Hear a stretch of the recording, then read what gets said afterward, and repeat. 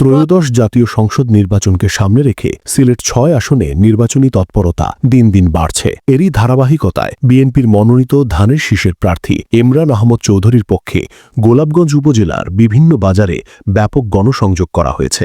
শুক্রবার জুমার নামাজের পর ৫ মাইল বাজার, বৈটিকর বাজার ও হেতিমগঞ্জ বাজারে এই গণসংযোগে নেতাকর্মীদের সঙ্গে স্বতঃস্ফূর্তভাবে অংশ নেন সাধারণ মানুষ ও ব্যবসায়ীরা।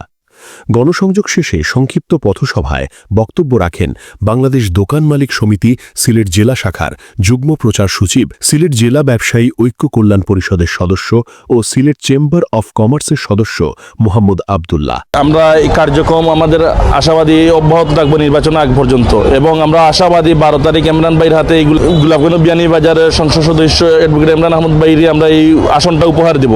এ সময় বিএনপি ও অঙ্গ সংগঠনের বিভিন্ন স্তরের নেতাকর্মীরা উপস্থিত ছিলেন।